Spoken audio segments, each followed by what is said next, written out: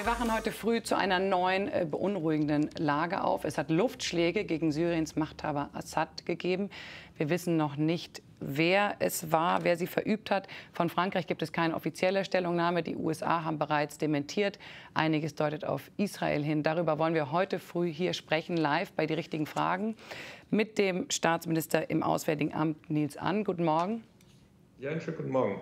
Und guten Morgen an Bild-Politikchef Nikolaus Blome.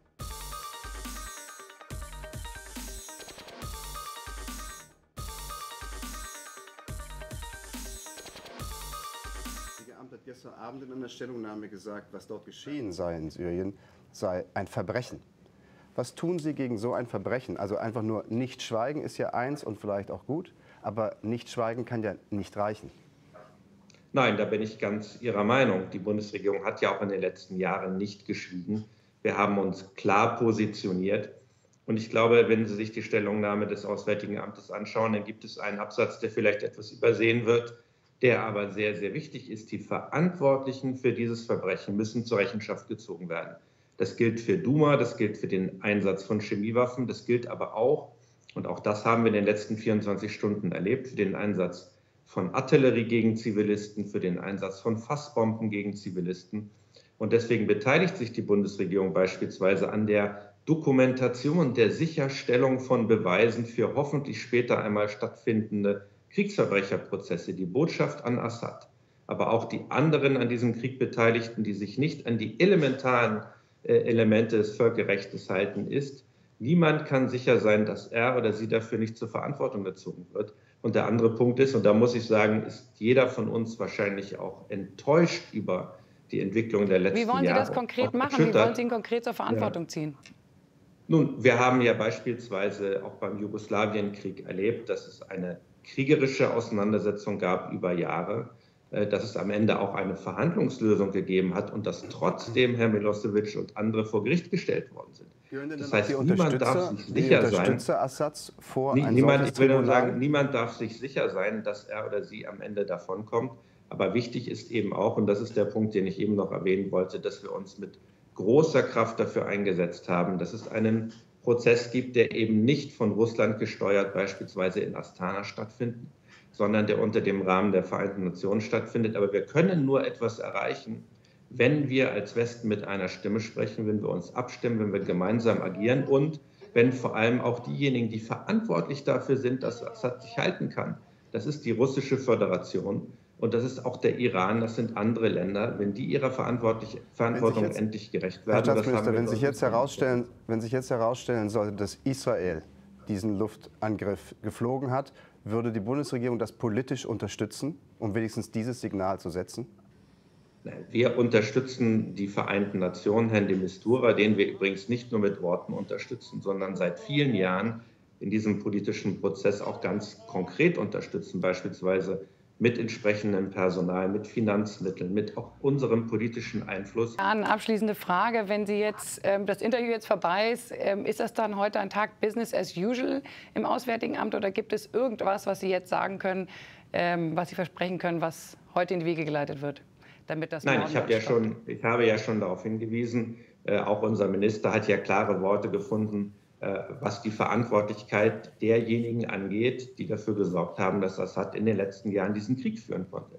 Das ist der Iran, das ist aber vor allem Russland. Und wir werden genau das tun, was ich angekündigt habe, jetzt uns mit unseren Verbündeten abstimmen. Wir werden die Informationen natürlich auch verifizieren. Wir werden mit den Vereinten Nationen sprechen. Und ich bin mir sicher, dass es kein Tag Business as usual sein wird. Das lassen diese Nachrichten und das lassen auch diese Bilder nicht zu. Wir begrüßen jetzt hier den außenpolitischen Sprecher der Grünen, Omid Noripur. Guten Morgen. Kommt hier gleich ins Bild. Guten Morgen.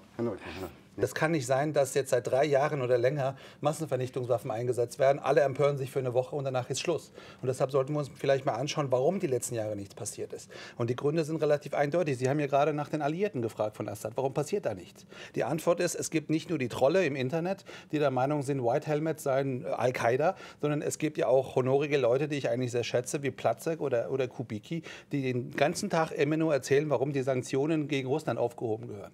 Die betreffen Rechtsbruch, der fortlaufend ist in der Ukraine.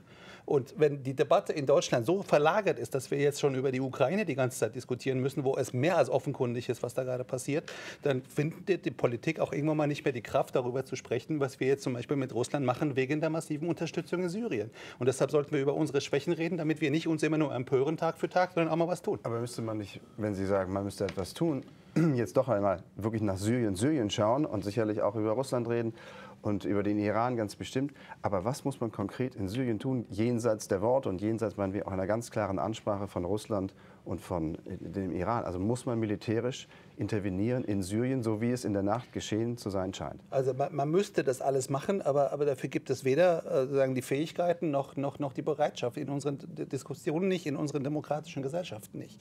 Und deshalb müssen wir an uns selber stehen bleiben, dass man sagt, wir können nein, nicht, also machen wir nicht? Ich kann ausführlich erklären, was müsste, aber die Mittel fehlen ja derzeit und das ist das Problem. Aber Macron hat schon gesagt, dass es für ihn auch eine rote Linie gibt, das Giftgas. Trump hat sich ja sehr aus dem Fenster gelehnt. Glauben Sie nicht, dass er auch jetzt darauf Taten folgen lassen wird? Also die letzten Taten, die wir gesehen haben, waren die Luftschläge letztes Jahr, die ja symbolisch waren eher und die minimal die Fähigkeiten Assads, solche Schandtaten zu begehen, minimiert haben. Und das sieht man ja gerade auch dieser Tage. Und deshalb ist die Frage, reicht das, wenn man öffentlich erklärt, das ist alles schrecklich und ich mache mal was Symbolisches, um zu zeigen, dass ich mir nicht alles gefallen lasse, aber es geht am Boden genauso weiter in Syrien.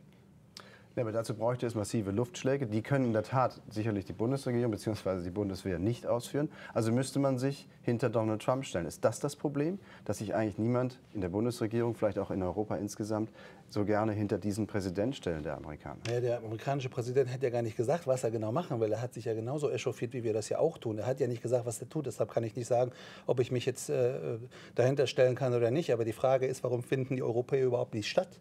Wir haben die Situation, dass es Staaten gibt in der Europäischen Union, die letzten Jahre die Rebellen beliefert haben mit Waffen. Und gleichzeitig haben wir Staaten, die Waffen verkauft haben, gleichzeitig an Assad. Und irgendwann mal fragten dann die Russen, aber auch die Vereinten Nationen, was wollt ihr denn eigentlich als Europäer?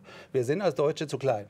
Das heißt, die Europäer könnten eine Rolle spielen. Dafür müssten sie eine gemeinsame Linie finden. Und wenn bestimmte Staaten jetzt immer noch der Meinung sind, dass Assad ja eigentlich ein Stabilisator sei, und das ist ja alle eigentlich in Ordnung, auch in der EU, dann werden wir sicher weiterhin da sitzen, uns aber und eine chauffieren und das war's. 28 Länder, von denen ja auch manche außerordentlich pro-russisch eingestellt sind derzeit in ihren Regierungen. Wenn Sie warten wollen, bis die sich geeinigt haben, dann werden Sie ewig warten. Also müsste Deutschland und Frankreich, ist das Ihre Meinung? Deutschland und Frankreich gemeinsam vorangehen? Es wäre gut, wenn die vorangingen, aber auch das reicht nicht. Es wäre dringend notwendig. Es geht nicht um alle 28. Es geht darum, dass es wenigstens eine Mehrheitsstimme gibt in Brüssel, die eine klare Meinung vertritt. Ja, aber ich sage Ihnen mal ein Beispiel, wo Einschränkungen sind in dem, was wir jetzt tun. Beispielsweise.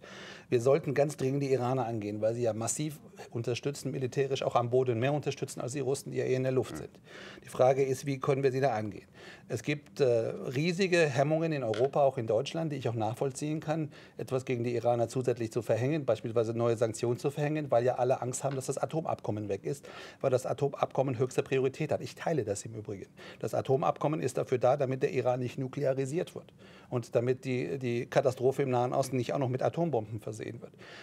Warum geht niemand zu den Amerikanern und sagt, wir wären bereit, wirklich harte Sanktionen wegen Syrien, wegen der Unterstützung von Assad und der Hisbollah, wegen der Drohung gegen Israel, gegen Iran zu verhängen, aber dafür lasst das Abkommen in Ruhe. Das heißt, wir machen einen Paketdeal oder wir schlagen zumindest eines vor den Amerikanern. Das Abkommen bleibt, weil das unsere Sicherheit betrifft, auch in Europa. Und dafür können wir jetzt endlich die Freiheit uns schaffen, dass wir härter gegen den Iran vorgehen, wegen dessen, was tatsächlich jetzt in Syrien durch die Iraner passiert.